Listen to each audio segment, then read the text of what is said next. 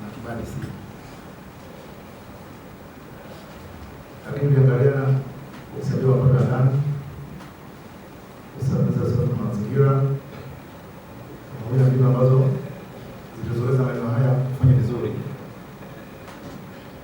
Kwa hiyo kwa kuwa nimeona mimi na nyinyi, naomba kama baraza tumwagilize mkurugenzi kama ifuatavyo.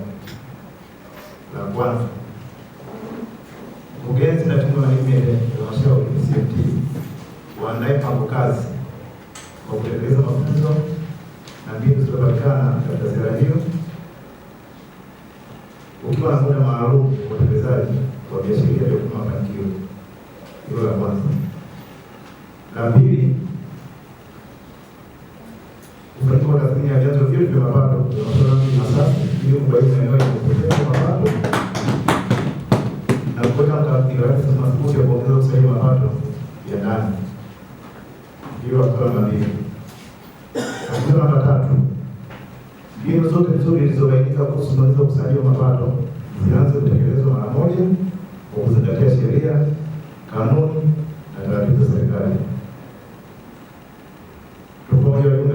Ndio. Agizo namba 4, idara zinahusika na usafi wa mazingira ziandae mkakati mpya wa kuimarisha usafi wa mji kwa kushirikiana na wananchi, wafanyabiashara na wadau wengine.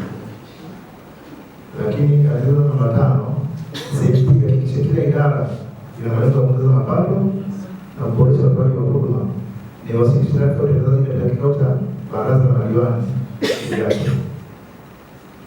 Agizo namba 6, mkurugenzi na kuomba uwasilishe taarifa ya utekelezaji wa maagizo haya ndani ya siku 90, ikionyesha hatua zilizochukuliwa, mafanikio yaliyopatikana na changamoto zilizotokeza pamoja na mapendekezo ya kutatua.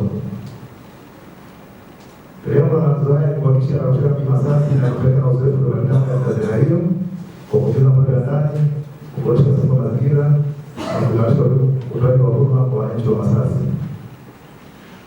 Lakini la mwisho kwa sababu muhimu, hakuna sababu ya kubaki na maarifa yaliyopatikana kwenye ziara hii ili kutekeleza. Mnielewa wajumbe? Yaani hakuna sababu yoyote ya kubaki na maarifa tuliyopata kule bila ya kufanya utekelezaji. Baraza linatarajia kuona matokeo haya vitendo yatakayochochea ongezeko la mapato na kuboresha usafi wa mji wa Masasi. Kwa hiyo mkurugenzi kwa mbele ya siku 90 na kitu kingine tutapata mrejesho, tuangalie wapi tumefanikiwa, wapi tumefanikiwa,